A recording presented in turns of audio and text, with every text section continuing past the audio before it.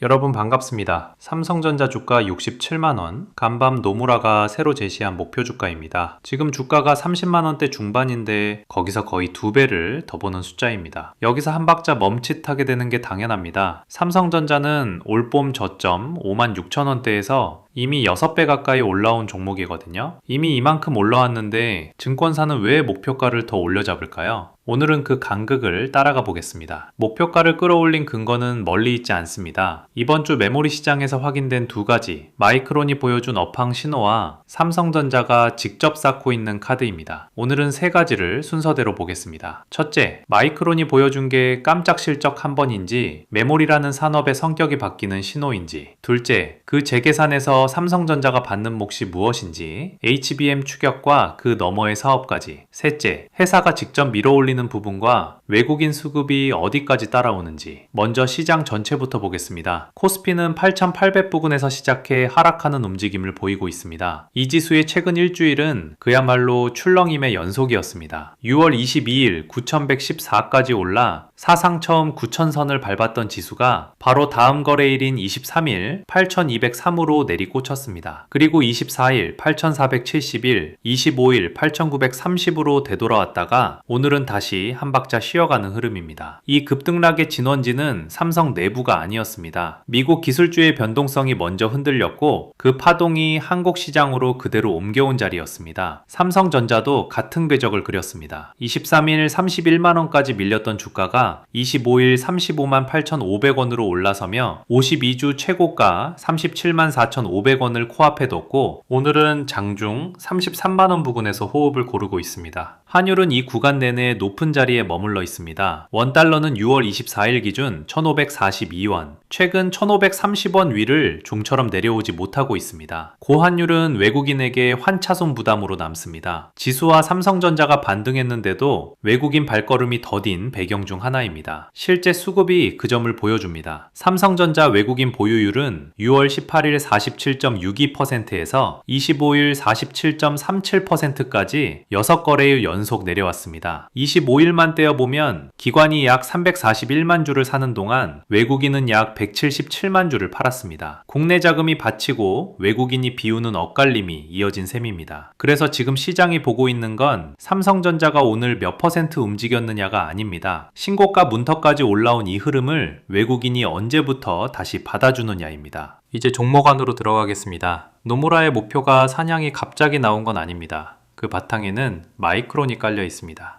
마이크론은 미국 메모리 대표 기업이고 회계연도 구조상 삼성전자, SK하이닉스보다 한 분기 먼저 성적표를 냅니다. 그래서 시장은 마이크론을 두 회사의 선행지표로 읽습니다.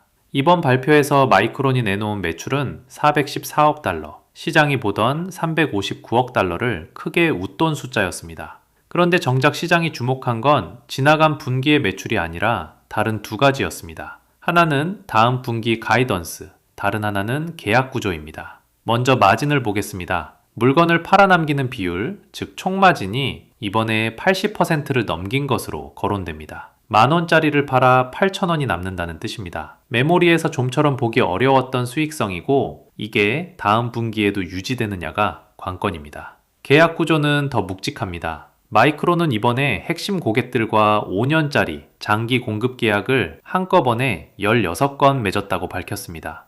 선급금을 약 220억 달러 받았고 가격이 빠져도 일정 수준 아래로는 내려가지 않도록 하한선까지 깔아둔 계약입니다. 이게 왜 결정적인지 풀어보겠습니다. 지금까지 메모리 계약은 길어야 1년 단위였습니다. 업황이 꺾이면 고객이 물량을 줄이고 단가를 깎았습니다. 그래서 메모리는 반년이 멀다 하고 가격이 출렁이는 산업이었습니다. 5년 계약에 선급금과 가격 하한선이 깔리면 그 진폭이 줄어듭니다. 경기 따라 출렁이던 산업이 계약으로 실적이 미리 보이는 산업 쪽으로 옮겨가는 신호입니다. 마이크론이 이 그림을 먼저 보여줬다는 건 같은 메모리를 파는 삼성전자에도 같은 양상이 적용될 수 있다는 뜻입니다. 그 답은 7월 둘째 주 삼성전자 2분기 실적에서 나옵니다. 여기까지가 업황의 배경입니다. 그럼 삼성전자 자신감은 어디까지 와 있을까요?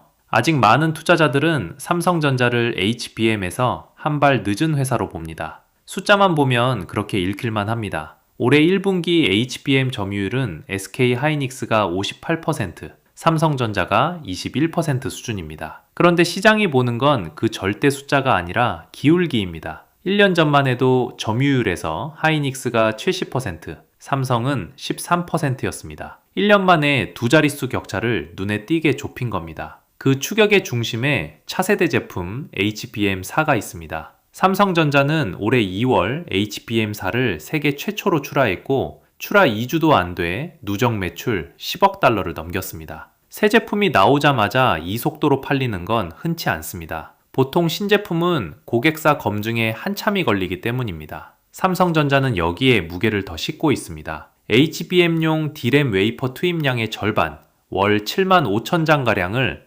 HBM4에 집중 배치한 것으로 전해집니다. 그리고 이 승부의 마무리가 이루어지는 곳이 충남 천안입니다. HBM은 얇은 칩을 여러 층으로 쌓아 붙여 만듭니다. 이 쌓고 붙이는 후공정, 패키징 정밀도가 제품 성능을 좌우합니다. 천안이 바로 그 후공정 핵심 거점이고 최근 정영진이 직접 라인을 챙긴 곳이기도 합니다. 그러니 표면과 속을 나눠봐야 합니다. 표면의 인식은 여전히 HBM 지각생이지만 시장이 실제로 확인하려는 건 검증과 양산, 그리고 실제 납품입니다. 그리고 시야를 한 단계 넓히면 삼성전자를 HBM 하나로만 보는 것 자체가 시야를 좁게 해서 보는 것입니다. 요즘 시장의 화두는 AI 데이터 센터의 전력난입니다. 서버를 더 깔고 싶어도 전기가 모자란다는 이야기죠. 이 말을 뒤집으면 그만큼 AI 서버를 지으려는 수요가 크다는 뜻입니다. 데이터 센터가 늘면 GPU에 들어가는 HBM만 필요한 게 아닙니다. 연산을 받쳐주는 서버용 D램, 데이터를 쌓는 낸드와 SSD, 칩을 이어붙이는 파운드리와 썬단 패키징까지 한 줄로 같이 따라옵니다. 특히 AI가 학습을 넘어 추론, 그러니까 사람들이 매일 쓰는 단계로 넘어가면 서버용 D램 수요는 더 넓게 퍼집니다. 삼성전자는 이 조각을 거의 다 들고 있는 회사입니다. D램에서 체급이 있고 낸드와 SSD가 있고 HBM4 다음 세대인 HBM4E 그리고 파운드리와 패키징까지 한 지붕 아래 있습니다. 시장에 아직 이 조각들을 한꺼번에 값으로 쳐주지 않았을 뿐입니다. AI 인프라가 커질수록 삼성전자에 다시 던져질 질문이 바로 이겁니다. HBM 한 줄이 아니라 이 전체를 실적으로 보여줄 수 있느냐? 회사가 무게중심을 옮기려는 움직임도 같은 맥락입니다. 삼성전자는 갤럭시 워치가 모으는 건강 데이터를 신약 임상 연구에 쓰는 협력을 맺었고 미국에서는 병원 네트워크 사업까지 손을 댔습니다. 기기를 한 번 팔고 끝나는 장사가 아니라 서비스 제공으로 꾸준히 매출이 들어오는 방향으로 반도체 경기를 덜 타는 파이프라인을 옆에 세우려는 시도입니다. 당장 실적을 바꿀 영역은 아닙니다. 다만 회사의 무게중심이 메모리 한 곳에서 조금씩 분산되고 있다는 방향만큼은 분명합니다. 마지막 한 축은 회사가 직접 주주 몫을 키우고 있다는 점입니다. 삼성전자는 향후 3년에 걸쳐 약 80조 원 규모의 자사주 매입을 검토하고 있습니다. 재원은 반도체 부문 임직원에게 주기로 한 특별 성과급을 자사주로 지급하는 데서 나옵니다. 관련 계획은 다음 달 이사회를 거칠 것으로 전해집니다. 돈에 쪼들리는 회사는 자기 주식을 사들이지 못합니다. 오히려 주식을 더 찍어 자금을 끌어모으려 하죠. 거꾸로 삼성전자가 자기 주식을 걷어들이려 한다는 건 그만큼 현금 체력에 자신이 있다는 신호로 읽힙니다. 노무라가 목표가를 67만 원까지 높여 잡은 바탕에도 이 이익과 환원의 그림이 깔려 있습니다. 이 흐름을 수급이 한 줄로 받쳐줍니다. 외국인 보유율이 47.37%까지 내려와 있는 건 부담이지만 25일 기관의 341만 주 순매수처럼 국내 자금이 먼저 바닥을 다지는 모습은 확인됩니다. 그렇다면 처음 질문으로 돌아가 보겠습니다. 이미 6배가 오른 주가에서 목표가가 더 위를 가리키는 게 말이 되느냐는 겁니다. 가격이 빠르게 오른 건 분명합니다. 다만 그 사이 회사가 버는 힘과 사업의 폭이 가격만큼 혹은 그보다 빠르게 두꺼워졌다면 이익 대비 주가 수준은 생각만큼 비싸지 않을 수 있습니다. 물론 긍정적으로만 볼 수는 없습니다. 메모리 단가가 지금처럼 강하게 버티려면 AI 서버 투자가 계속 받쳐줘야 합니다. 간밤 미국 기술주가 흔들렸던 것처럼 그 투자 강도에 의심이 붙을 때마다 이번 주 같은 급락은 다시 나올 수 있습니다. HBM4 역시 아직은 격차를 좁히는 단계지 경쟁사를 앞질렀다고 말할 자리는 아닙니다. 자, 여기까지 영상 시청해주신 분들 정말 감사드리고 축하합니다.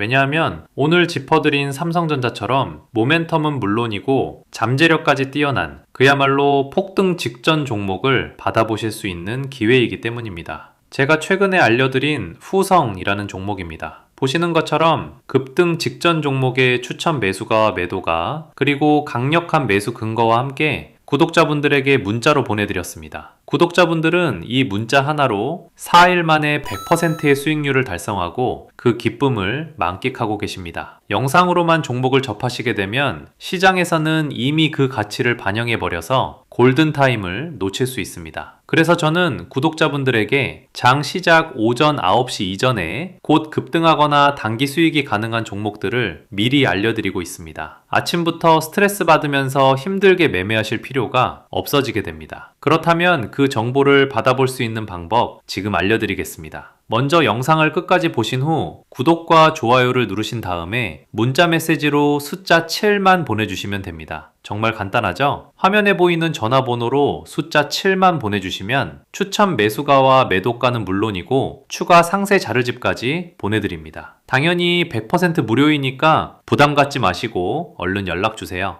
그리고 수급이 몰리는 걸 방지하기 위해서 딱 선착순 100분에게만 드리니까 절호의 기회 놓치지 마시길 바랍니다. 오늘 내용을 짧게 정리하겠습니다. 노무라의 67만원 목표가는 허공에서 나온 숫자가 아닙니다. 마이크론이 보여준 메모리 장기 계약과 80% 마진, 그 위에 삼성전자의 HBM4 추격과 3년 80조 자사주, 그리고 AI 인프라 전체로 넓어지는 사업 그림이 깔려 있습니다. 이미 올랐는데 더 올라갈 수 있느냐는 질문에 대한 오늘의 답은 가격은 6배지만 회사의 이익 구조와 고객 명단이 그보다 빠르게 바뀌고 있다는 쪽입니다. 앞으로 확인할 기준은 3가지로 두겠습니다. 첫째, 7월 둘째 주 삼성전자 2분기 실적입니다. 마이크론이 보여준 가이던스와 마진, 장기 계약의 온기가 삼성 숫자로도 특히 HBM4 매출로 확인되는지가 핵심입니다. 둘째, AI 인프라 전체에서의 증명입니다. HBM4와 HBM4E 고객사 검증, 양산, 납품은 물론 서버용 디램과 파운드리, 패키징까지 실적으로 붙는지를 봐야 합니다. 셋째, 외국인 수급과 환원 일정입니다. 47.37%까지 내려온 외국인 보유율이 돌아서는지, 그리고 다음 달 이사회에서 자사주 매입 계획이 실제로 확정되는지입니다. 6배 올랐다는 절대 숫자에 눌릴 게 아니라 이 회사의 이익 기반과 고객 명단이 얼마나 더 두꺼워지는지를 계속 따라가야 하는 구간이라고 봅니다. 오늘도 끝까지 함께 해주셔서 감사합니다.